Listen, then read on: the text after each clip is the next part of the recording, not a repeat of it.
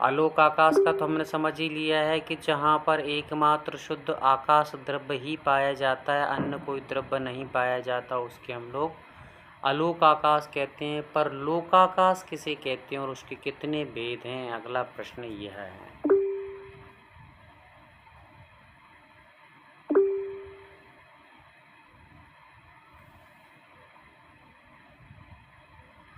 चलिए जूली दीदी बताइए।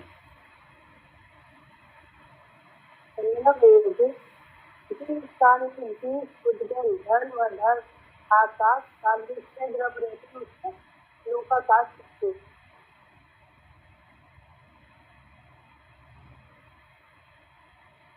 हो गया। चलिए संगीता दीदी बताइए। यही जितने आकाश पाए जाते हैं उसे लोकाकाश कहते हैं और दो वेद हैं उसके अलग लोकाकाश और आलोकाकाश। आपने उत्तर तो कुछ का कुछ बता दिया, पहले सही बताया था फिर गलत हो गया। चलिए म्यूट कर लीजिए, कोई दिक्कत नहीं, अच्छी बात है।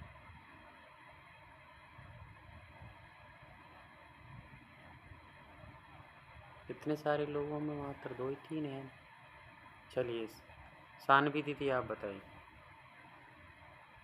वंदना भैया जी जिसमें जीव आदि जो 6 द्रव्य हैं उन्हें अवगाहन प्राप्त होती है अर्थात वो रहते हैं, वह लोकाकाश है। इसके 3 भाग होते हैं, अधोलोक, मध्यलोक और बुद्धिलोक। परिभाषा में दम नहीं आया, मज़ा नहीं आया। चलिए कोमल भैया बताइए।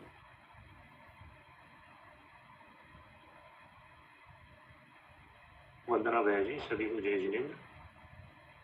आकाश का वह भाग लोकाकाश है जहाँ पे जीव आदि जैसे जीव, उद्गल, धर्म, अधर्म, काल पाए जाते हैं और यहाँ पे जीवन की गतिविधियाँ संभव है, उसको लोकाकाश कहते हैं। और इसके 3 भेद होते हैं, अधोलोक, मध्यलोक और ऊर्ध्वलोक। चलिए बहुत बढ़िया। तो अलोकाकाश और लोकाकाश। लोक मतलब कि जहाँ तक जीव आदि 6 द्रव्य दिखाई देते हैं या जिसमें 6 द्रव्य पाए जाते हैं। दिखाई देते हैं इसलिए क्योंकि जहाँ जहाँ तक दिखाई देंगे वहाँ वहाँ तक आपको समझ लेना है कि ये लोकाकाश ही है, इसलिए दिखाई देते हैं। जहाँ जहाँ तक ये 6 द्रव्य दिखाई देते हैं उसे लोकाकाश कहते हैं, अथवा जहाँ ये जीवादि 6 द्रव्य पाए जाते हैं जिस आकाश में, उसको लोकाकाश कहते हैं। ठीक है, तो इस लोकाकाश के 3 भेद हैं। सबसे पहले अधोलोक, फिर मध्यलोक और फिर ऊर्ध्वलोक। इन 3 भेदों को इस प्रकार से करने का क्या रीजन है? सबसे पहले अधोलोक का वर्णन क्यों किया गया है, प्रश्न यह है। सबसे पहले अधोलोक का वर्णन क्यों किया गया है, प्रश्न यह है। हैंड रेस करिए और फटाफट बताने का प्रयास कीजिए।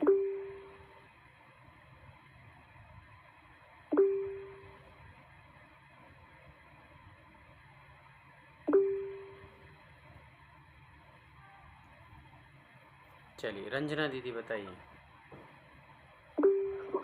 सभी को जय जगन, भैया जी को वंदना।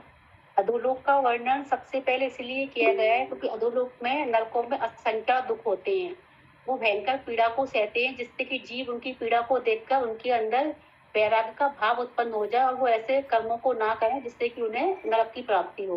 बहुत बढ़िया।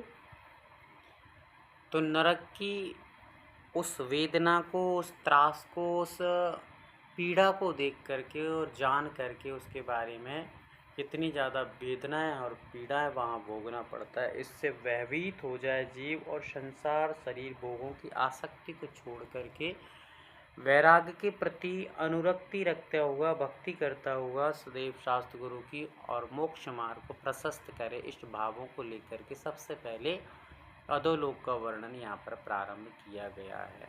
ऐसा ये वर्णन किस ग्रंथ में आया है? इस क्वेश्चन का आंसर किस ग्रंथ में दिया गया है? इस प्रकार से स्मिता दीदी बताइए।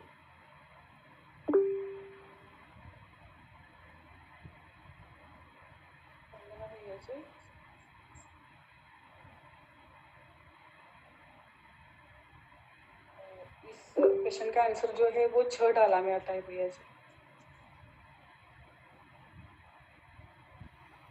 कोई ग्रंथ का नाम, ये ग्रंथ नहीं है, छह ढाला कोई ग्रंथ नहीं है, कोई प्रतिष्ठित और कोई माननीय, कोई सम्माननीय ग्रंथ नहीं है। ये तो एक संकलित ग्रंथ है, संकलित पुस्तक है। ग्रंथ का नाम पूछ रहा हूँ। चलिए जूली दीदी बताइए। सत्वार्थ सूत्र में आया है इसका। संतोष दीदी। वंदना भैया जी। भैया जी तत्वार्थ सूत्र पढ़ रहे हैं, इसी में मेरे को तो पता है 20 में है। सुमंगला आई। तत्वर सूत्र और तीन लोक का मुझे वो ग्रंथ याद नहीं है, धोला उसमें भी है और 3 लोक का वर्णन किया है। उसको उसका नाम मुझे ध्यान में नहीं आ रहा है, उसमें भी इसका वर्णन किया है। और कोई है बताने वाला? चलिए, मैंने जब उत्तर दिया था उस समय आपको ये प्रश्न, इसका जवाब दिया था कि ये प्रश्न कहाँ पूछा गया था और उसका उत्तर कैसे दिया गया है। तो राजवार्तिक नाम लिख लीजिए। राजवार्तिक नाम की पुस्तक में तत्वार सूत्र की जो टीका लिखी गई है राजवार्तिक आचार्य अकलंक स्वामी जी द्वारा, उसमें यह प्रश्न पूछा गया है और उस प्रकार का उत्तर उसमें दिया गया है। राजवार्तिक।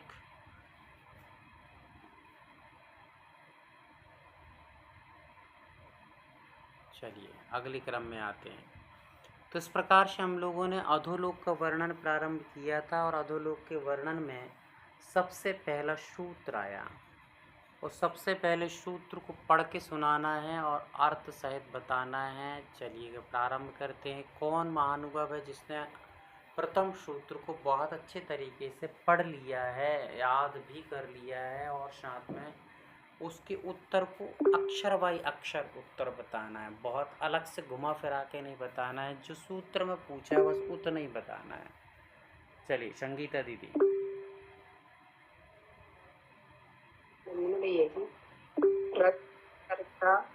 वालुका पंख धूम तमो महात्मा तथा भूमयो घनामु वाताकाश प्रतिष्ठा सत्ता दूरा।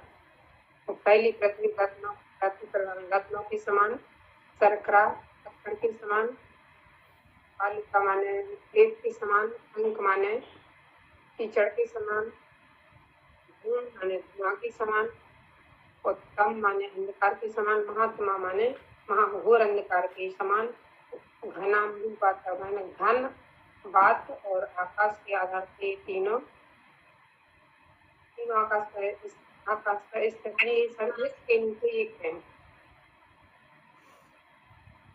चलिए बहुत सुंदर प्रयास रहा है, थोड़ी सी कमी रह गई है, बाकी बहुत सुंदर प्रयास है, बहुत ही बढ़िया प्रयास रहा है कि भूमया प्रभा भूमयो, ये इस प्रभा वाली भूमियाँ हैं।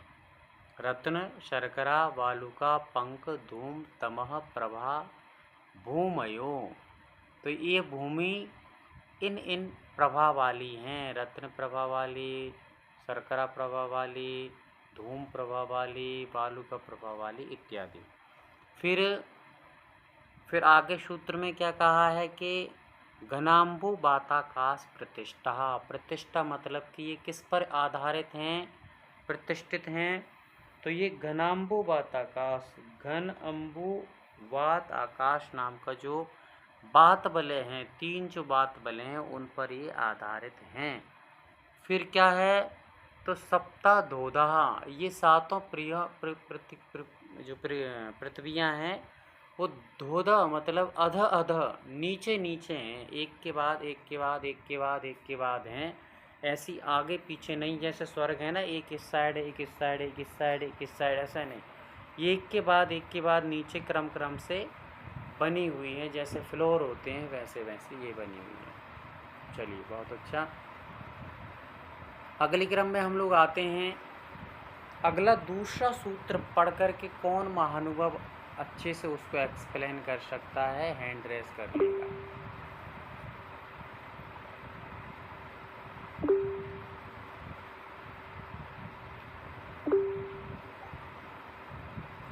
चलिए पुनीता दीदी प्रारंभ कीजिए।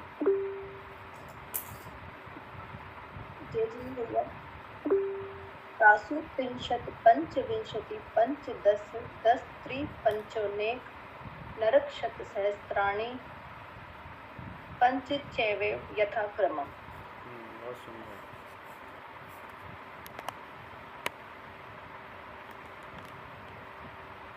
अर्थ बताइए, अर्थ। ओके, तो ऊपर जो नरक बताए थे पहले सूत्र में, उन्हें उन्हीं ऑर्डर में लेते हुए पहले नरक में 30 lakh, then 25 lakh, then 15 lakh, then 10 lakh, then 3 lakh, फिर 5 लाख, 5 कम 1 लाख और फिर 5, ऐसे उनमें नरकों की संख्या है। बहुत बहुत सुंदर। तासु त्रिंशत् पंचविंशति पंचदश दश त्रिपंचोनैक नरक्षत सहस्राणि पंच यथाक्रमम्। यथाक्रम से लगाइए। कैसे लगाइए? यथाक्रम से। कोमल भैया आप पढ़ के बताइए और क्रम से लगाइए।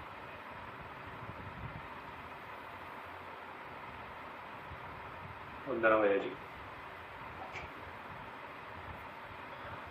तासु त्रिंशत् पंचविंशति पंचदश दशत्रि पंचोनैक नरक्षत सहस्राणि पंचचैव यथाक्रमम्। तो आचार्य गुरुदेव बोलते हैं कि ये 7 भूमियाँ जो है अधोलोक में, तो इसमें नरक के जो बिल है वो कितने हैं यथाक्रमम्, यानी रत्न प्रभा में 30 लाख है, दूसरी है सरका प्रभा, उसमें है 25 लाख, और तीसरी है बालुका प्रभा, उसमें है 15 लाख, फिर पंख प्रभा, उसमें है 10 लाख, धूम प्रभा, उसमें है 3 लाख, तम प्रभा, उसमें है 5 कम 1 लाख, और जो लास्ट की है महातमाह प्रभा, उसमें है 5। ऐसे नरक के बिल बताए गए हैं। बहुत सुंदर। चलिए, बहुत अच्छे तरीके से आपने बताया। अगले क्रम में सभी लोग हाथों को जोड़ेंगे, आंखों को बंद कर लेंगे थोड़ी देर के लिए।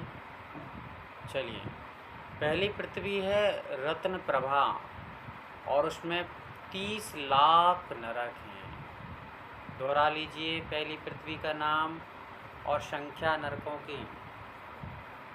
रत्न प्रभा के बाद आता है शर्करा प्रभा, जो शक्कर के समान प्रभा वाली है। उसके अंदर जो नरकों की संख्या है वो 25 लाख है।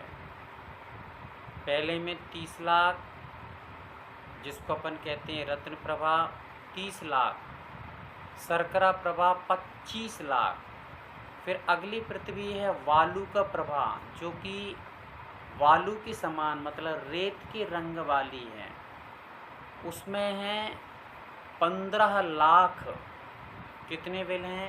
15 लाख बिल हैं। आंखें बंद करिए और सामने देखिए, आपके सामने लिखा है कि रत्न प्रभा 30 लाख, फिर उसके बाद शर्करा प्रभा 25 लाख, फिर उसके सामने लिखा हुआ है वालुका प्रभा 15 लाख, फिर उसके पश्चात पंख प्रभा, चौथे नंबर की पृथ्वी है पंख प्रभा, जिसमें 10 लाख बिल हैं। कितने बिल हैं? 10 लाख बिल हैं। ठीक है। पंख प्रभा के पश्चात 5वें नंबर की प्रभा आती है रत्न, शर्करा, बालुका, पंख, धूम। 5वें नंबर की धूम प्रभा। धूम प्रभा पृथ्वी में 3 लाख बिल हैं। कितने बिल हैं? 3 लाख बिल हैं। तो अब फिर से दोहरा लीजिए एक बार। पहली प्रभा रत्न प्रभा में 30 लाख, शर्करा प्रभा में 25 लाख, बालुका प्रभा में 15 लाख, पंख प्रभा में 10 लाख और धूम प्रभा में 3 लाख। फिर 6वें नंबर की तमह प्रभा, तमह प्रभा में 5 कम 1 लाख बिल हैं। और लास्ट की महातमह जिसमें 5 मात्र बिल हैं। ठीक है, अब मात्र संख्याओं को गिनिए, काउंट कीजिए। 30 लाख, 25 लाख, 15 लाख, 10 लाख, 3 लाख, 5 कम 3 लाख और 5। पहले नंबर पे 30 लाख, दूसरे नंबर पे 25 लाख, तीसरे नंबर पे 15 लाख, चौथे नंबर पे 10 लाख, 5वें नंबर पे 3 लाख और 6वें नंबर पे 1 लाख, 5 कम 1 लाख। और फिर 7वें नंबर पे ओनली 5 बिल हैं। ठीक है, सबको याद हो गया अच्छी तरीके से। चलिएगा दोहराते हैं एक बार और। रंजना दीदी अनम्यूट करेंगी और फटाफट बोलेंगी आंखें बंद करके। भैया जी सूत्र बोलना है पूरा? सूत्र उत्तर नहीं बोलना है, बस आप तो नरकों के नाम और उनकी संख्या। पहली भूमि है रत्न प्रभाव, उसमें बिलों की संख्या है 30 लाख। दूसरी पृथ्वी है शर्करा प्रभाव, उसमें है 25 लाख। तीसरी पृथ्वी है बालुका प्रभाव, उसमें है 15 लाख। चौथी पृथ्वी है पंथ प्रभाव, उसमें है 10 लाख। पांचवी पृथ्वी है वो धूम प्रभाव, उसमें है 3 लाख बिलों की संख्या। छठवीं पृथ्वी है तमा प्रभाव, उसमें है 1 लाख, मतलब 5 कम 1 लाख। और आखिरी पृथ्वी है महातम, उसमें है 5 बिल। ऐसे कुल 84 लाख बिलों की संख्या है। बहुत सुंदर, बहुत बढ़िया। चलिए और कौन बताना चाहेगा? पंकजा दीजिए। पंकजा दीदी उल्टी क्रम में बताइए, 7वें नंबर से लेके पहले नंबर के बीच। 15 है जी। हाँ, पहले आप वीडियो ऑन करके बताएंगे तो सुनेंगे, नहीं तो नहीं सुनेंगे। हाँ, उल्टे क्रम में आना मुश्किल है। कोई चीज़ संसार में मुश्किल नहीं, जो मुश्किल है उसे ही करना है। संख्या, सिर्फ संख्या बताऊंगी, नाम। 7वें नंबर का 5 बिल है। 6वें नंबर का 5 कम 1 लाख। और 5वें नंबर का 3 लाख। 4 नंबर का 15 लाख। 3 नंबर का 4 नंबर का 10 लाख। 3 नंबर का 15 लाख। और 2 नंबर का 25 लाख। और 1 नंबर का 30 लाख। बहुत सुंदर। रत्न, शर्करा, वालुका, पंख, धूम, तमा, महातमः सब मिलके 84 लाख बिल है। बहुत सुंदर। चलिए बहुत बढ़िया, आप लोग अच्छे दिमाग लगा रहे हैं। और हमारे बीच में विपुल नाम से भैया और जुड़े हैं एक, उनका भी हम लोग स्वागत करते हैं। विपुल भैया, आप एक बार थोड़ा सा अपना परिचय देंगे तो हम लोग के साथ में आप घुल मिल जाएंगे, सभी लोग आपको जानेंगे, पहचानेंगे। विपुल भैया।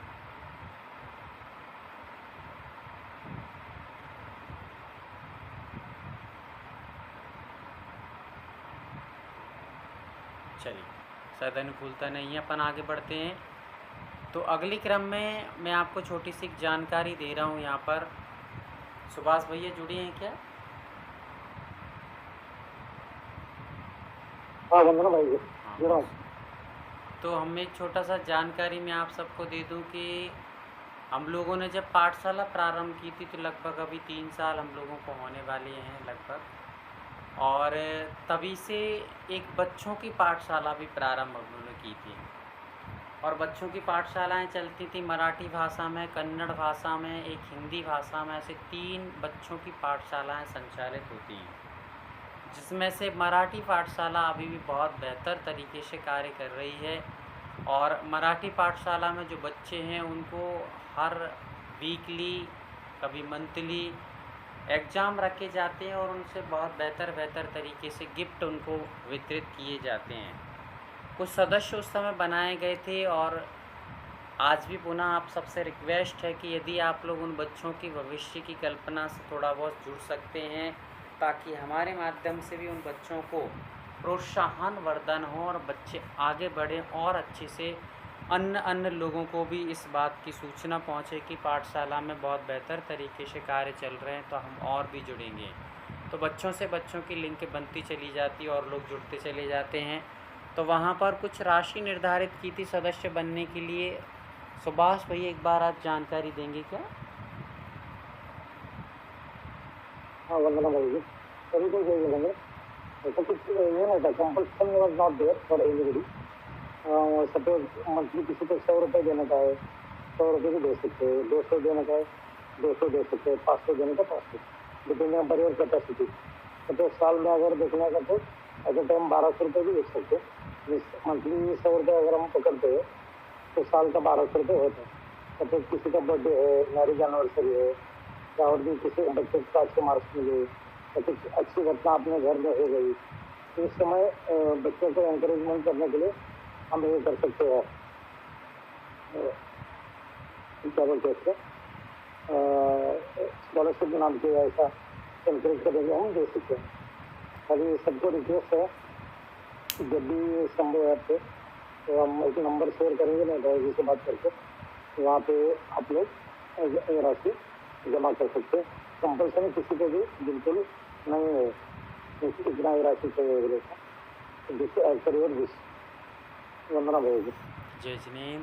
शायद आप तक आवाज़ पहुंच गई होगी और नहीं पहुंची होगी तो मैं आपको एक बार और सूचित कर देता हूं कि यहाँ पर भैया के माध्यम से ये बताया गया कि एजुलाइक आप बच्चों की भविष्य की उज्ज्वलता को लेकर के यदि आप उसमें जुड़ना चाहते हैं तो आप 100 रुपये से लेकर के 1000 रुपीज़ तक 1000 रुपीज़ तक आप जितना भी अपनी अनुकूलता बनती है आप दे सकते हैं।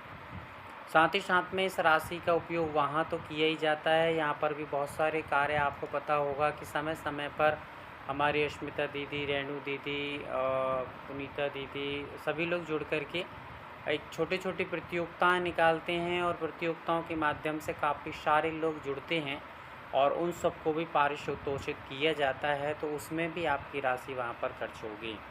यदि आप लोग इस धर्म ध्यान से, इस ज्ञान दान से जुड़ना चाहते हैं तो आप अपने नाम बता सकते हैं और अपनी राशि खुद जो भी ज़रूरी नहीं है कि आपको 1000 ही देना है कि 500 ही देना है, एजुलाइक जितनी भी आप कर सकते हैं, पर मंथली आपको ये कार्य करना रहेगा। पर मंथली की जगह यदि आप साल के साल में भी डोनेट मतलब कर सकते हैं एक साथ साल भर का, तो भी आप कर सकते हैं। तो इस प्रकार से आप ज्ञानदान के साथ में बच्चों के भविष्य की उज्ज्वलता से भी जुड़ेंगे। तो जिनके भी यदि नाम आए, जिनको भी मन हो रहा हो, वे ही अभी थम्स अप करके रखेंगे, बाकी सभी लोग अपना हैंड डाउन करके रखेंगे। पुनीता दीदी का नाम आया है। अश्मिता दीदी यदि आप सुन पा रहे हो मेरी बात को तो नोट करते जाएं नाम और नाम की राशि।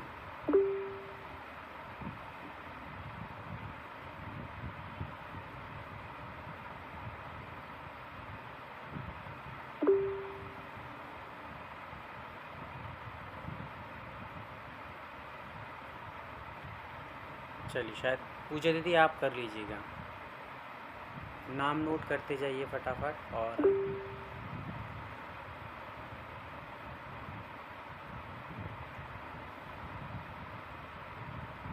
नाम ऐसे नहीं, आप पूछते जाइए उनसे और उनकी राशि पूछते जाइए।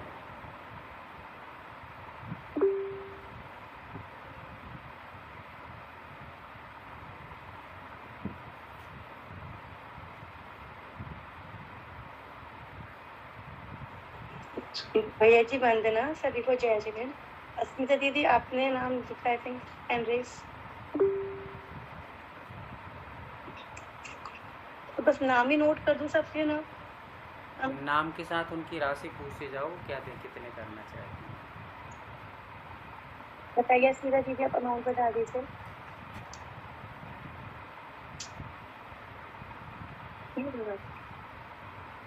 दीदी मेरा 100 रुपीज पर मंथ का होगा, मतलब 12 महीने का 1200 से।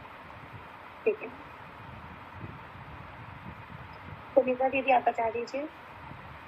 दीदी हमारा 1 साल का लिखो आप अप्रैल 2026 से मई 2000 मार्च 2027 तक 1 महीने का 1000 रुपये मंथली 1000 रुपीज। ठीक है। एवरी 12,000 हो गया फिर। हाँ, और एवरी 1 तारीख को मैं जमा करा दूंगी। अप्रैल का ऑलरेडी निकल गया, तो आप मुझे बता दो कि कहाँ जमा कराना है। I will keep their. तो भैया जी बता देंगे, जैसे भी होगा ना अपडेटेड मैं अमाउंट लिख दूँ। ठीक है भाई। रंजना दीदी आप बता दीजिए, आप लोग अपना डिस्काउंट कर देंगे। दीदी यहाँ 100 पर मंथ लिख लीजिए, 1200 पर ईयर। ठीक है। पंकजा दीदी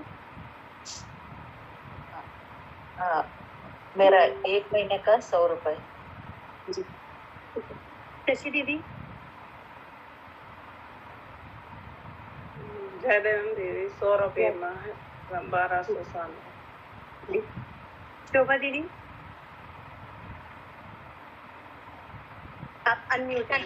मंथली का 100 रुपये 1200 रुपये देते हैं। जी ठीक है। तो मंगला आई मंथली 100 रुपीज साल भर का 1200। जी। मंजू दीदी हाँ, मेरा 100 रुपीज पर मंथ। 100 रुपीज। हाँ, मतलब 1200 रुपये साल का। हाँ जी हाँ जी ठीक है ठीक है ठीक है। अमाउंट ना क्लियर नहीं हुई थी इसलिए पूछा था। ठीक है ठीक है। और किसका रह गया? संगीता दीदी 100 रुपये मंथ। जी। और किसका है? तो मेरे जो भी संगीता दीदी मंजू दीदी तब तो हो गया मेरा। हाँ जी। और कोई रह गया मैं बोल दूँ? बोलिए दीदी। पता हो गया। हाँ जी मेरा है 1000 रुपीज पर मंथ, तो ईयरली 12,000 रुपीज हो गए मेरे। तो ये जी नोट कर लिया मैंने।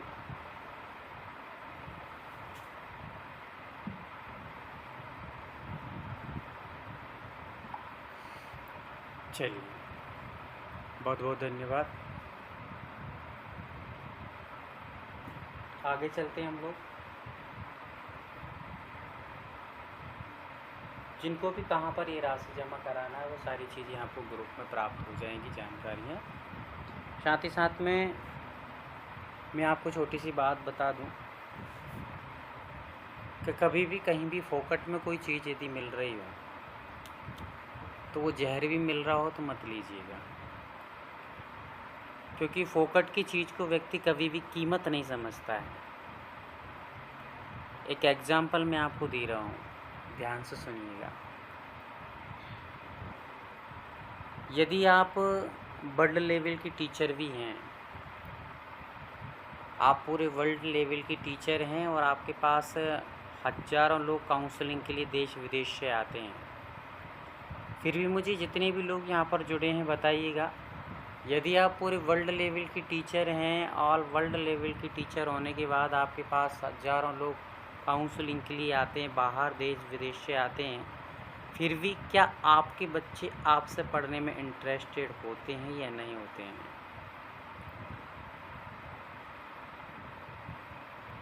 मंजू दीदी बताइए। नहीं होते भैया जी, जबरदस्ती उठाना पड़ता है। उसके पीछे क्या कारण?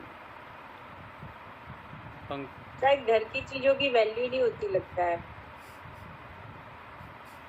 जो फ्री में मिल रहा है, इजीली मिल रहा है, उसकी वैल्यू नहीं होती है। और क्या? देखिए, मैं आपको बता दूं कि हम लोग जहाँ पर तत्वा सूत्र जैसे महान ग्रंथ को बड़े सरलता और सहजता से घर बैठ कर के सीख रहे हैं, है ना। यदि आप आज से 50 वर्ष पहले चले जाएं तो कभी नगर में जब विद्वान आता था, कर्नाटक में आज भी ये पद्धति कहीं कहीं पर स्थापित है, कोई विद्वान आता था, विद्वान का अर्थ होता था मात्र जिसको तत्वा सूत्र के सूत्र याद हैं, अभी उसको हिंदी का अर्थ भी नहीं आता व्यवस्थित तरीके से, पर जिस व्यक्ति ने सूत्रों को बस अच्छे से पढ़ लिया है, गुरुकुल से पढ़ के आया है सूत्रों को, तो ऐसे व्यक्ति जब नगर में प्रवेश करता था तो उसको पूरा का पूरा गांव जैन जैनेतर लोग हाथी पे बिठाल करके नगर में प्रवेश कराते थे। क्या कहा? पूरे के पूरे गांव के लोग जैन जैनेतर आते थे, हाथी पर बिठा करके नगर में प्रवेश ढोल धमाके के साथ करते थे। उसका हाव भगत होता था और पूरे गांव के लोग उसका स्वागत सत्कार करते थे, भोजन पानी कराते थे एक दिन अपने अपने का। तो उस समय ज्ञान का बहुमान होता था, सत्कार होता था, सम्मान होता था, जिसके कारण से पहले के लोगों में सरलता, सहजता, विनम्रता और अपने आप में ज्ञान होता था। तो ये चीज़ आप लोगों ने देखी होगी। और आज आप देख रहे हैं कि जो जितना ज्ञानी है उतना घमंडी है। आप कभी भी एक वो करके देखना, प्रैक्टिकली करके देखना, जो जितना ज्ञानी होगा उतना घमंडी होगा, उतना ज़्यादा एटीट्यूड होगा, उतना ज़्यादा अकड़ होगी, उतनी ज़्यादा उसमें एक दिखावा होगा। तो इसका कारण क्या है? क्योंकि फोकट में ज्ञान प्राप्त हुआ है। फोकट में जितना ज्ञान प्राप्त होगा वो हमारे अहंकार को बढ़ाता है, और जो चीज़ हमें किसी कीमत चुका कर के प्राप्त होती वो हमारे अंदर विनम्रता लाती है। क्योंकि हमने कुछ चुकाया है तो व्यक्ति उस बोझ तले दबता है, और दबता है तो विनम्र रहता है। और जिस चीज़ को बिना दबे जिस व्यक्ति ने प्राप्त कर लिया है, फॉर एग्जाम्पल जिस बच्चे को बना बनाया घर मिल गया, बना बनाया सारी चीज़ें मिल गई हैं, वो बच्चे कभी भी बाप की कमाई की कीमत को नहीं समझते हैं। और जिस बाप ने रात दिन मेहनत करके खून पसीना करके कमाया है, उस बाप को पता होता है कि एक एक पैसे की कीमत क्या होती है। वो एक एक अनाज के दाने को इकट्ठा करती हुई माँ भले करोड़पति होती हैं, पर जिसने वो दिनों को देखा है, उन गरीब वाले दिनों को देखा है, उस खेती वाली दिनों को देखा है, तो वो आज भी एक एक दाना भी गिर जाती है तो समेट करके व्यवस्थित रख लेती है। और जो बच्चे आज भरे पूरे मिले, भरपूर मिला है, वे थाली में भरे भराए चावल के दाने छोड़ करके ये चले जाते हैं, नाली में डाल जाते हैं। दाल की कटोरी पानी में बहा देते हैं, भोजन को यूं ही गवा देते हैं। तो कीमत पता नहीं है।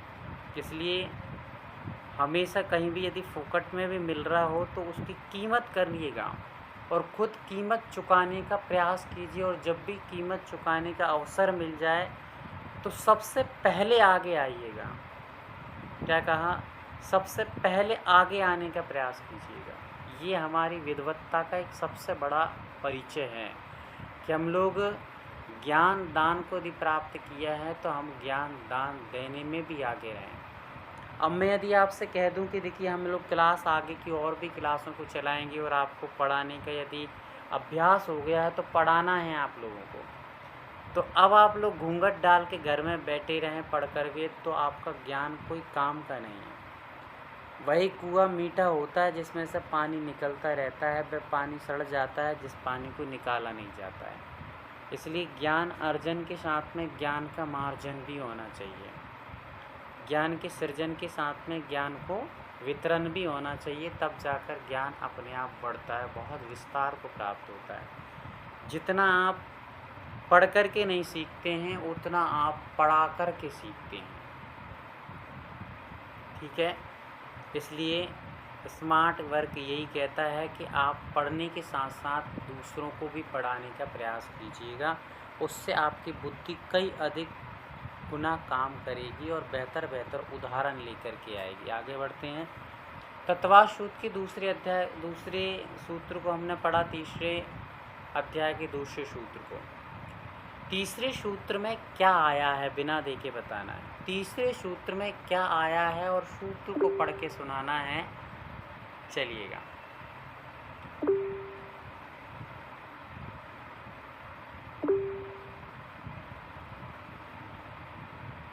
तीसरे सूत्र को बिना देखे पढ़ के सुनाना है और उसमें क्या है। प्रशांत भैया।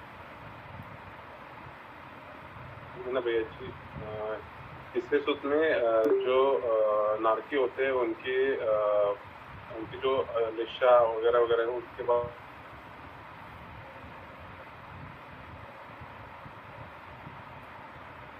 आपकी आवाज़ जा रही है शायद।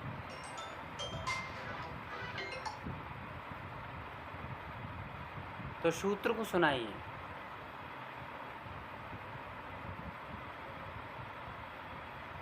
हेलो हेलो, राजेश भैया।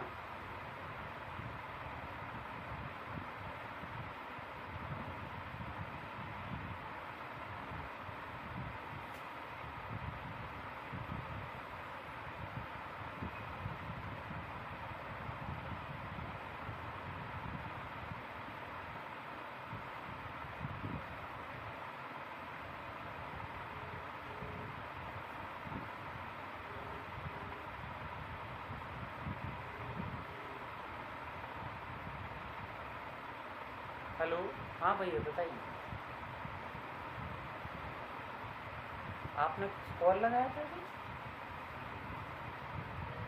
चलिए ठीक, क्लास चल रही है तो मैं अभी करता हूँ।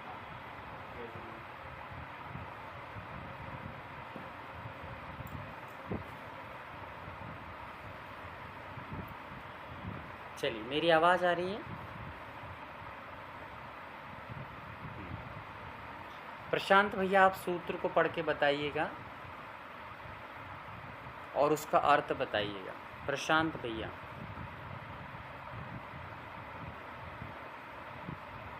वंदना भैया जी।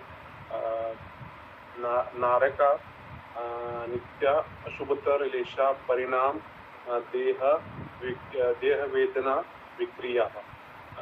ये सूत्र है भैया जी, और इसका अर्थ ये है नारकी निरंतर अशुभतर लेशा परिणाम देह वेदना और विक्रिया वाले होते हैं, ऐसा उसका मतलब है। बहुत बढ़िया। नारका नित्या शुभतर लेशा परिणाम देह वेदना विक्रिया। मतलब कि नार के जीवों के पास जो भी उपलब्ध वस्तुएं हैं वे सब अशुभ ही होती हैं। नार का नित्या शुभतर, नित्य हमेशा हमेशा, ऐसा कोई पल शेष नहीं जाता है जिस समय उनके परिणाम शुभ हो जाते हों। नित्या शुभतर लेश्या, उनकी लेश्याएँ शुभ हो जाती हों, वेदना शुभ हो जाती हो, परिणाम शुभ हो जाती हो, विक्रिया शुभ हो जाती हो, कोई भी चीज़ शुभ नहीं होती है। निरंतर अशुभ ही अशुभ बने रहते हैं, ये याद रखना है। तो तीसरे सूत्र में क्या बताया गया है? नारकियों की लेश्या आदि के बारे में बताया गया है। चलिए, चौथा सूत्र क्या है और चौथे सूत्र में किस चीज़ का वर्णन किया गया है, बिना देखे बताने का प्रयास करना है। अनीता दीदी।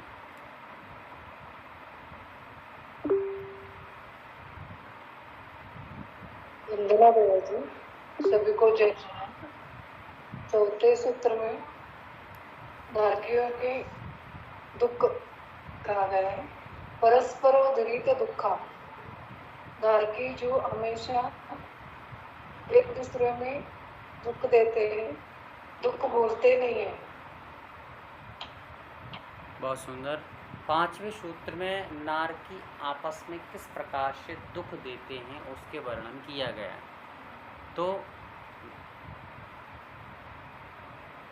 पांचवें सूत्र के पश्चात छठवें सूत्र में क्या बताया गया है और उस सूत्र के अर्थ को संस्कृत के सूत्र को पढ़ने के पश्चात बताना है।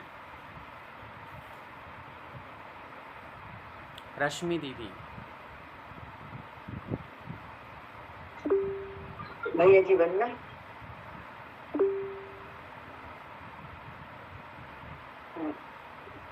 भैया जी शिक्षक पांच सूत्र बोल रहे हैं। तेईस वेक त्रिसप 10 तेईस वेक त्रिसप 10 द्वाविंशति त्रयस्त्रिंशत् सागरोपमा तत्वानां परः स्थिति। यहाँ पर भैया जी परिणाम आयु का वर्णन किया गया है इसमें। तत्वानां परः स्थिति, ऐसा सूत्र है क्या? तत्वानां परः स्थिति।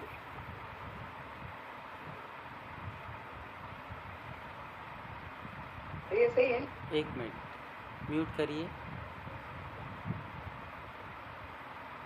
पुनीता दीदी सुनाइए।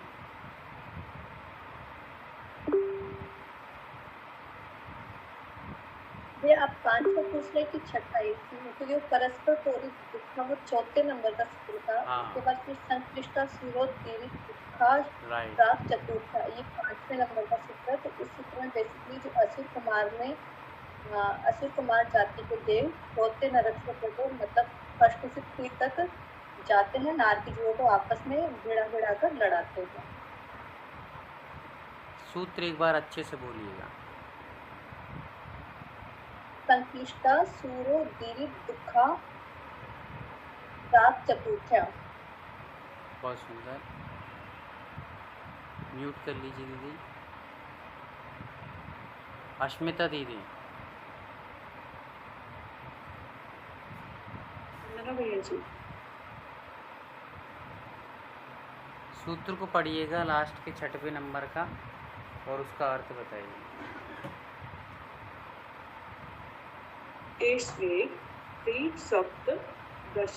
सप्तदश द्वाविंशति त्रयस्त्रिंशत् सागरोपमा सत्वानां परास्थितिः। तो यहाँ पर तेईसवें माने ऊपर दिए हुए जो भी नारकी जीवों की आयु ऊपर दिए हुए जो भी नरक है 7 नरक, उनके यथाक्रम से ऐसे है कि पहली पृथ्वी मतलब पहला जो नरक है रत्न प्रभा, उसमें नारकी जीवों की आयु 1 सागर, दूसरी 1000 सागर, दूसरी है शर्करा प्रभा, उसमें 3000 सागर, और तीसरी में 7000 सागर, चौथी में 10,000 सागर, पांचवी में 17,000 सागर, छठवीं में 22,000 सागर और सातवीं में 33,000 सागर होती है।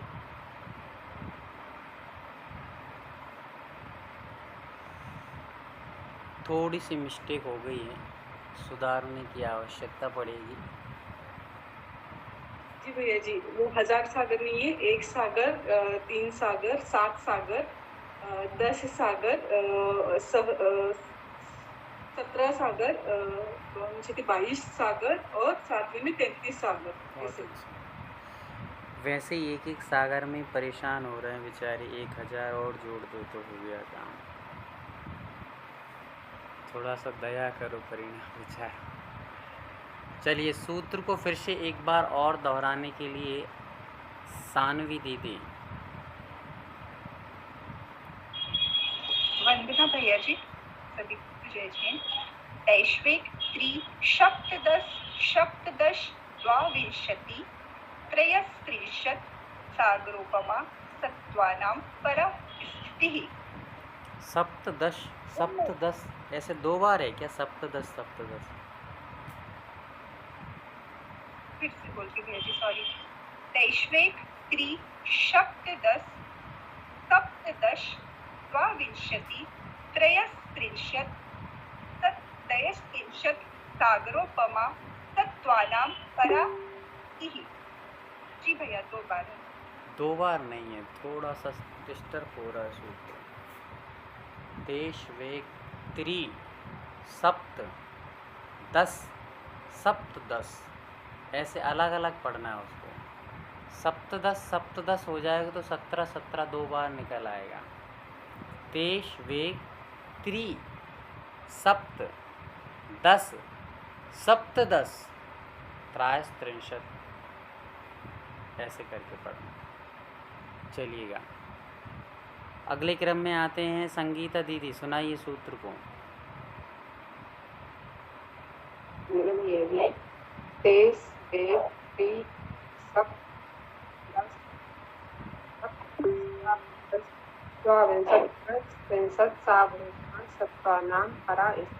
बहुत सुंदर। चलिएगा आंखें बंद रखिए। ठीक है दीदी, अर्थ तो हो गया। म्यूट कर लीजिए, आंखों को बंद कर लीजिए थोड़ी देर के लिए। रत्न प्रभा की विल कितनी है? 30 लाख। आंखें बंद कर लीजिए, हाथों को जोड़ लीजिए। 30 लाख और पहले नरक की आयु है 1 सागर। दूसरे नरक का नाम है शर्करा प्रभा और बिल हैं 25 लाख और आयु है 3 सागर। तीसरी पृथ्वी का नाम है बालूका प्रभा, रत्न शर्करा बालूका। बालूका प्रभा जिसके विलों की संख्या है 15 लाख और इसकी आयु है इसमें रहने वाले नारकियों की 7 लाख। कितनी है? 10 लाख। 7 सागर भैया जी। 7 सागर। बहुत बढ़िया। अगले क्रम में आइए। अगली पृथ्वी का नाम है पंक प्रभा, चौथे नंबर की पृथ्वी और विलों की संख्या है 10 लाख और आयु है 10 सागर। राइट। अब हम लोग 4 की संख्या को फिर से एक बार और दोहराएंगे। पहली पृथ्वी का नाम दोहरा लीजिए, रत्न प्रभा, बिलों की संख्या 30 लाख और आयु 1 सागर। दूसरी पृथ्वी का नाम शर्करा प्रभा, बिलों की संख्या 25 लाख, आयु है 3 सागर। तीसरी पृथ्वी का नाम है बालूका प्रभा और बिलों की संख्या है 15 लाख और उम्र है 7 सागर। उसके पश्चात चौथा नरक है रत्न शर्करा बालूका पंक प्रभा, बिल की संख्या है 10 लाख और उम्र भी है 10 सागर। बिलों की संख्या घटती जाएगी, उम्र की संख्या बढ़ती चली जाएगी। पांचवी पृथ्वी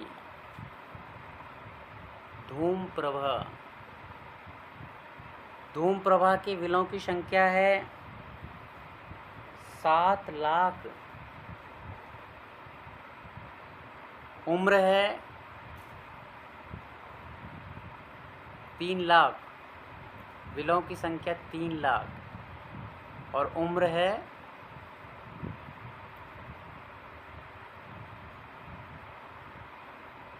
15 सागर,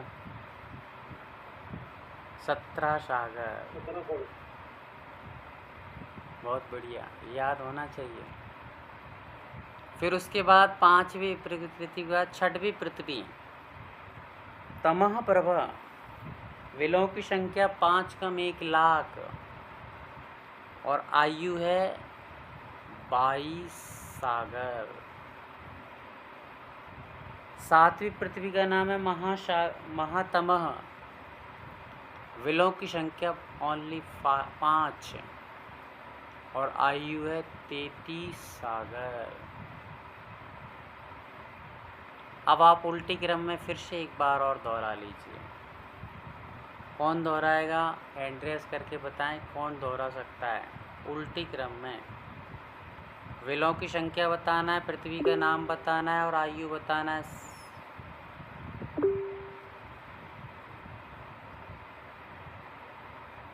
प्रशांत भैया, बहुत सुंदर, बहुत अच्छा प्रयास करिएगा। भैया जी, सातवीं पृथ्वी है महातमा, उसके 5 बिल है और आयु है 33 सागर। उसके बाद छठी वाली है तमा, उसके हैं 5 कम 1 लाख बिल है और उसका जो आयु है वो 22 सागर है। उसके बाद धूम तमा, उसके 3 लाख बिल है और उसका आयु है 17 सागर। उसके बाद आता है पंक प्रभा, जिसके बिल है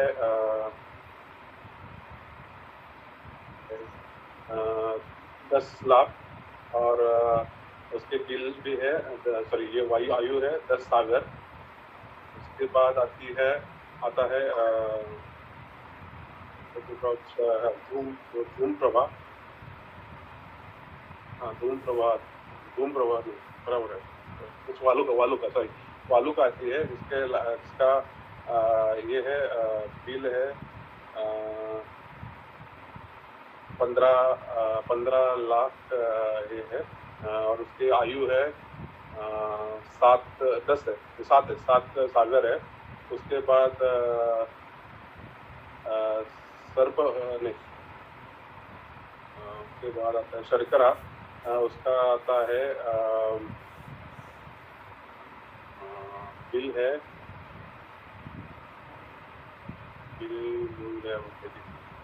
25 लाख 15 लाख है, 15 लाख 25 है भैया, 25 लाख है। और उसका आयु है 7 सागर है। उसके बाद आती है रत्न प्रभा में भैया जी थोड़ा उल्टा हो गया मुझे लग रहा है इसमें। नहीं ठीक चल रहा है। रत्न प्रभा में आता है बिल है 30 लाख, बिल है 30 लाख, और जो आयु है वो है 1 सागर। बहुत बढ़िया, बहुत अच्छा, बहुत बढ़िया प्रयास। तो इसी प्रकार से प्रयास करते रहिए, इनसे हमें काफ़ी सारे लाभ होंगे। मन एकाग्र होगा, ज्ञान की चक्षम बढ़ेगा और याद बहुत जल्दी से होने लगेगा, और ये सारी चीज़ें याद बनी रहेंगी हमें। अन्यथा हम लोग पढ़ते चले जाते तो शायद इतने ज़्यादा याद न बना रहता। अगला सूत्र हम लोग एक सूत्र और लेते हैं, आज हम आगे बढ़ते हैं थोड़ा सा। 7वें नंबर का सूत्र पहले पढ़ लिया है कि अपन लोगों ने, एक बार यदि सूत्र बोल देंगे मुझे आप 7वें नंबर का। हाँ, जम्बू द्वीप को लेकर के अपन लोग, हाँ पढ़िए। वंदना भैया जी। जम्बू द्वीप लवणोदादय शुभ नामानो द्वीप समुद्र। हाँ, जम्बू द्वीप लवणोदादय नामानो द्वीप समुद्र। जो जम्बू द्वीप है, मध्यलोक का वर्णन प्रारंभ हुआ है। 7वें नंबर के सूत्र से मध्यलोक का वर्णन प्रारंभ किया गया है। 6 नंबर के सूत्र तक हम लोगों ने तत्वार सूत्र में 3रे अध्याय में नरक का वर्णन समझा। नरक मतलब अधोलोक का वर्णन, ठीक है। अधोलोक में आप लोगों को कोई और विशेष जानकारी लेना हो तो वो भी आप ले सकते हैं। हम लोग मध्यलोक में आ चुके हैं। अब मध्यलोक में कौन कौन रहता है, पहला प्रश्न लिख लीजिए। मध्यलोक में कौन कौन रहता है?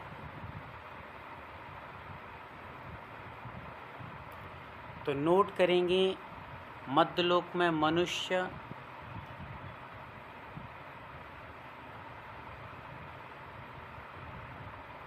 त्रियंच,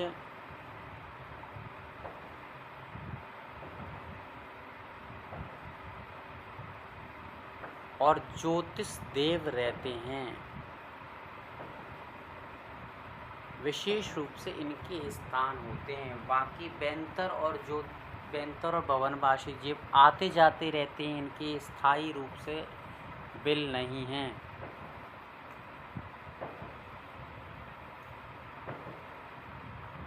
स्थायी रूप से ये यहाँ नहीं रहते, अधोलोक में रहते हैं। अधोलोक का भी लिख लीजिए, अधोलोक में कौन कौन रहते हैं।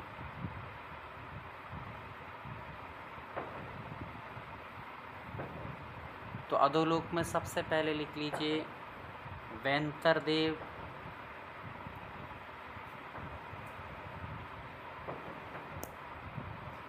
फिर भवनवासी देव,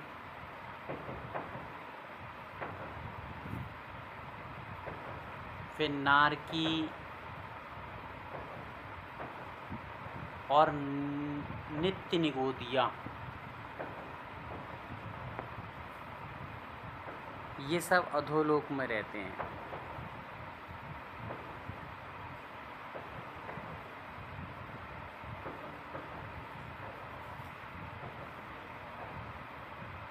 ठीक है,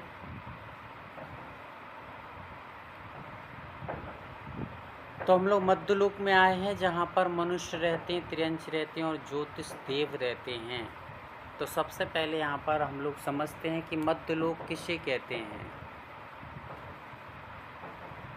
तो मध्यलोक जो ऊर्ध्व और अधो मतलब स्वर्ग और नरक के बीचों बीच में जो स्थान कहलाता है वो मध्यलोक कहलाता है। स्वर्ग और नरक के बीचों बीच में जो स्थान है वो मध्यलोक है, बीच का स्थान। अब यहाँ पर कुछ चीज़ें हैं उनके बारे में हम लोग ने समझा था। 7वें नंबर का सूत्र हम पढ़ चुके थे, 8वें नंबर का सूत्र भी हम लोग पढ़ चुके थे। तो चलिए दोहरा लेते हैं एक बार। जम्बूदीप लवणोदादयः शुभनामानो दीप समुद्रः द्वीप समुद्रः। जम्बूदीप एक द्वीप है, लवणोदया और लवण नाम का एक समुद्र है। तो ऐसे द्वीप और समुद्र आदया, आदया मतलब आदि, शुभ नामानो शुभ नाम वाले, द्वीप समुद्रा द्वीप और समुद्र। मध्यलोक में क्या होता है, जम्बू द्वीप लवण द्वीप और लवण समुद्र आदि को लेकर शुभ नाम वाले द्वीप समुद्र असंख्यात हैं। मध्यलोक में क्या है, जम्बू द्वीप को लेकर और लवण समुद्र को लेकर शुभ शुभ नाम वाले असंख्यात द्वीप समुद्र हैं। कितने द्वीप समुद्र हैं, असंख्यात द्वीप समुद्र हैं उस मध्यलोक में। समझ में आ गया, किसी को कोई डाउट नहीं है? चलिए आगे चलते हैं। तो ऐसे असंख्यात द्वीप और समुद्र हमें मिलने वाले हैं। तो उसमें क्या क्या बड़े हैं, कितने कितने बड़े हैं, वो किस प्रमाण में हैं, तो दूसरे सूत्र में बताया गया है। उन द्वीप और समुद्रों के प्रमाण को बताया गया है। याद करिएगा, अच्छे से लिख के रखिएगा। दूसरे समुद्र में क्या बताया है, उनके प्रमाण को बताया गया, कितने बड़े बड़े हैं। तो द्वैर द्वैर विष्कम्बाः पूर्व पूर्व परिक्षेपणो बलयाकृतयाः, कैसे हैं और किस प्रकार की इनकी लंबाई चौड़ाई वो बताई जा रही है। द्वैर द्वैर विष्कम्बा मतलब दुगने दुगने विस्तार वाले हैं। कितने कितने, दुगने दुगने विस्तार वाले हैं। द्वीप का जितना विस्तार रहेगा उससे दुगना समुद्र का रहेगा, फिर जितना समुद्र का रहेगा उससे फिर दुगना द्वीप का हो जाएगा, फिर द्वीप से दुगना समुद्र, फिर समुद्र से दुगना द्वीप, ऐसे करके क्रम क्रम से बढ़ते चले जाते हैं और असंख्यात द्वीप समुद्र हो जाते हैं। कैसे हैं ये, पूर्व पूर्व परिक्षेपणों, एक दूसरे को घेरे हुए हैं। क्या किए हुए हैं, एक दूसरे को घेरे हुए हैं। ऐसे नहीं है कि द्वीप अलग हो समुद्र अलग हो, नहीं, द्वीप को घेर करके समुद्र है, फिर समुद्र को घेर करके फिर एक द्वीप है उसके चारों ओर, फिर गोल राउंड में द्वीप है, फिर गोल राउंड में उसको घेर के समुद्र है। ऐसे असंख्यात द्वीप और समुद्र हैं। यदि इसका चित्र इसमें आगे हो गई तो निकालने का प्रयास करें।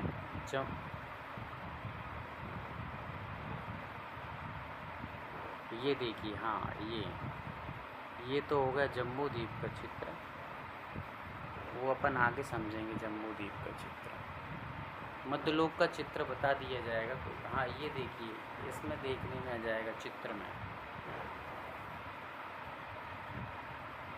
चित्र में क्या देखिए,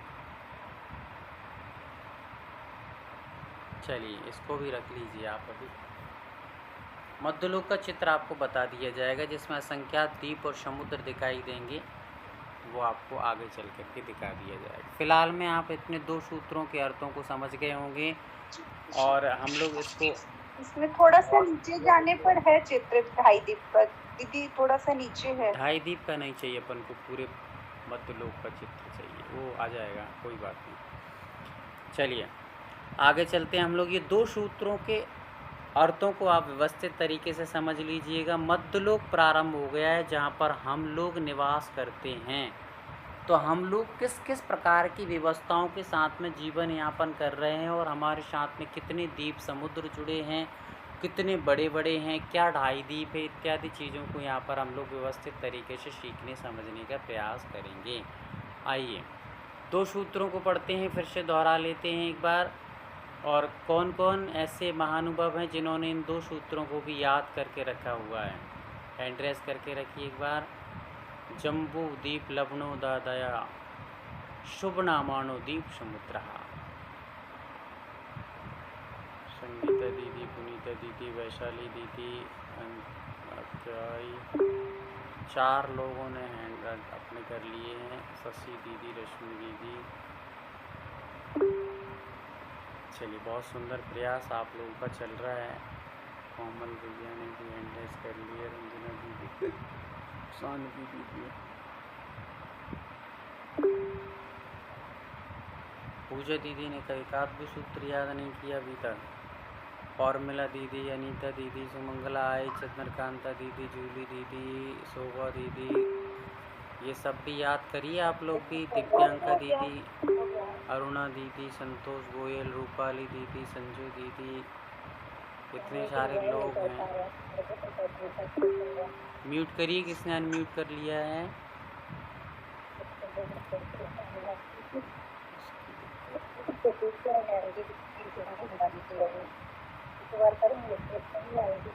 राम कुमारी जी म्यूट कर लीजिए। ये देखिए आपकी ना इनकी परमिशन। राम कुमारी जी म्यूट करिए। हाँ, म्यूट कर लीजिए।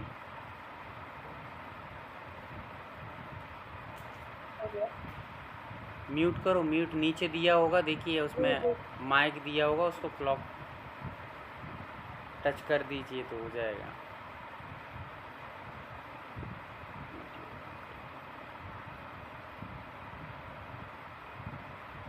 चलिए, मंजू दीदी सुनाइए। भैया जी, जम्मू दीप लवणोदय शुभ नामानो द्वीप समुद्रा द्वीर विस्कंबा पूर्व पूर्व परिक्षेपणो वलय कृत्य। देख करके नहीं बोलना है, देख करके तो बच्चे। भैया जी बिना देख के बोला, नहीं देखा मैंने। चलिए, बहुत बढ़िया। उमा दीदी,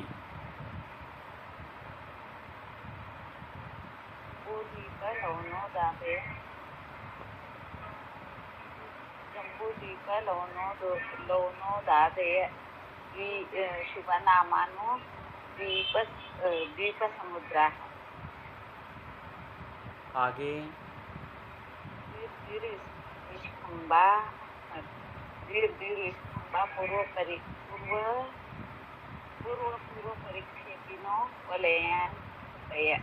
बहुत सुंदर, बहुत बढ़िया। म्यूट कर लीजिए दीदी। कोमल भैया। वंदना भैया जी, जम्बू द्वीप लवणोदय शुभ नामानो द्वीप समुद्राः द्विर विस्कंबा पूर्व परिक्षेपिनो वलया कृत्य। बहुत सुंदर।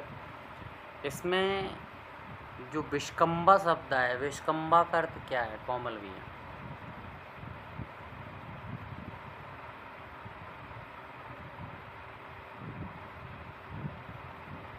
विस्कंबा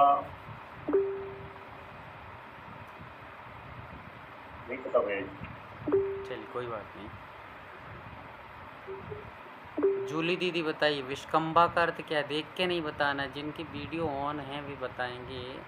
रंजना दीदी आप बताइए, विस्कंबा का अर्थ क्या है? विस्तार। विस्कंबा का मतलब विस्तार है। बहुत बढ़िया, विस्तार। विस्कंबा का अर्थ है विस्तार। वलयाकृत्या, वलयाकृत्या का अर्थ क्या है? पंकजा दीदी।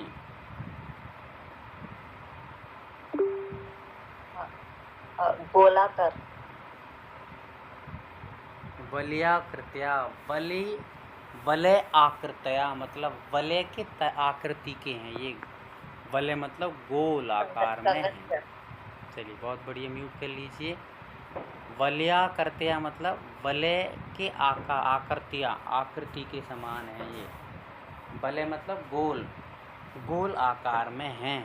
जितने भी द्वीप समुद्र हैं वो सब गोल आकार में चूड़ी के समान लेना चाहिए। बहुत सुंदर। अगला सूत्र हम लोग पढ़ लेते हैं, एक और सूत्र को ले लेते हैं 9वें नंबर का। ये सूत्र हम लोगों ने पढ़ लिए हैं, समझ लिए अच्छे से। 9वें सूत्र में बता रहे हैं यहाँ पर कि किस प्रकार से इस जम्बू द्वीप के बीचों बीच में एक सुमेरु पर्वत खड़ा हुआ है। उस सुमेरु पर्वत का कितना बड़ा माप है वो देखते हैं। यहाँ पर बता रहे हैं, सभी लोग हाथों को जोड़ेंगे। तन्मध्ये मेरु नाभिर्वृत्तो योजन सत सहस्र विष्कम्भो जम्बू द्वीपः। फिर से पढ़िए। तन्मध्ये मेरु नाभिर्वृत्तो योजन शतसहस्र विष्कम्भो जम्बू द्वीपः। तन्मध्ये मेरु नाभिर्वृत्तो योजन शतसहस्र विष्कम्भो जम्बू द्वीपः। यहाँ पर आचार्य वर्ग कह रहे हैं कि तन्मध्ये, क्या तन्मध्ये मतलब कि जो जम्बू द्वीप है उसके बीचों बीच में, किसके बीचों बीच में? जम्बू द्वीप के बीचों बीच में मेरु नाभिर्वृत्तो, नाभि जैसे हमारे शरीर में नाभि रहती है वृत्त गोल आकार में, वैसे ही मेरु, एक मेरु पर्वत खड़ा हुआ है। जम्बू द्वीप के बीचों बीच में एक मेरु पर्वत खड़ा हुआ है। जैसे हमारे शरीर के बीचों बीच में नाभि है, वैसे ही वृत्ते मतलब गोल आकार में एक मेरु खड़ा हुआ है। कितना बड़ा है? योजन शत सहस्त्र विष्कम्भो, 1000 योजन वाला है। शत सहस्त्र मतलब सहस्त्र और 100 मिला दियागा तो 1 लाख हो जाता, तो 1 लाख योजन वाला है। कितना बड़ा है? 1 लाख योजन विस्तार वाला है जम्बू द्वीप, जिसके मध्य में नाभि के समान मेरु पर्वत खड़ा हुआ है। वो जम्बू द्वीप का प्रमाण भी इसमें बता दिया है कि 7 योजन 7 सहस्त्र विष्कम्भो जम्बू द्वीप है। जो 7 सहस्त्र मतलब कि 100 में 1000 का गुणा करेंगे तो कितना हो जाएगा? 1 लाख। 1 लाख विस्तार वाला जम्बू द्वीप है। तन्मध्ये, उसके मध्य में मतलब बीचों बीच में नाभि वृत्तो, नाभि के वृत्त मतलब गोल आकार में मेरु, एक मेरु पर्वत खड़ा हुआ है। समझ में आ गया? जम्बू द्वीप का प्रमाण बता दिया गया है कि 1 लाख योजन वाला ये जम्बू द्वीप है और उसके मध्य मतलब उसके मध्य में बीचों बीच में एक मेरु पर्वत खड़ा है जो नाभि के समान हैं। जैसे हमारी नाभि बीचों बीच में है वैसे ही वह पर्वत भी बीचों बीच में हैं। उन सब के बीच में गोल और 1 लाख योजन विष्कम्भ वाला जम्बूद्वीप है, जिसके मध्य में नाभि के समान मेरु पर्वत स्थित है। अब इसके बारे में और विस्तार से हम लोग कल समझेंगे। आज के लिए इतना पर्याप्त समझते हैं। किसी को कोई इतने पढ़ने में कोई जिज्ञासा हुई हो, कोई प्रश्न पूछना हो तो अलग से पूछ सकते हैं, अन्यथा आज के लिए इतना पर्याप्त।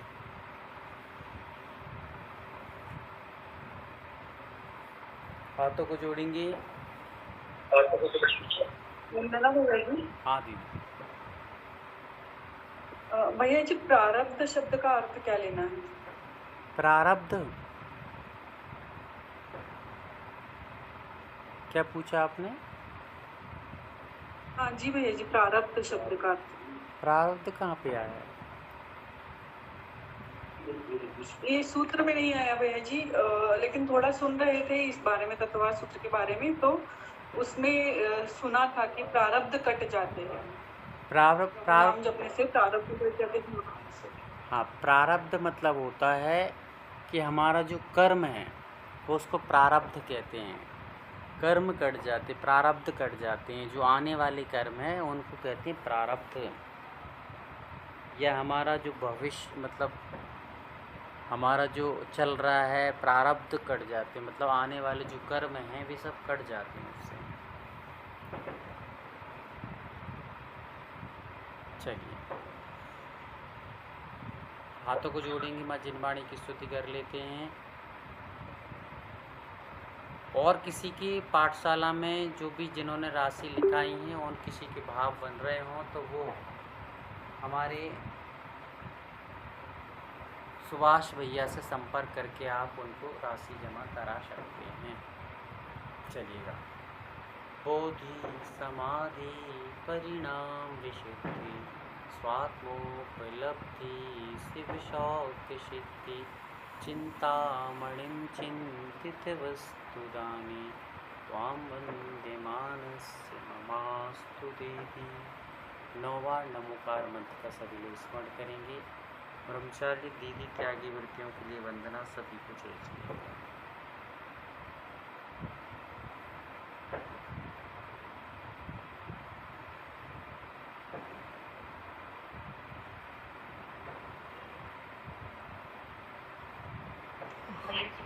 सभी को जय जिनेन्द्र।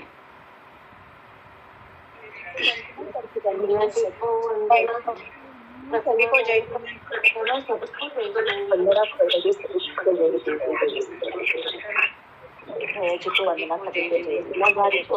भैया जी को वंदना, सभी को जय।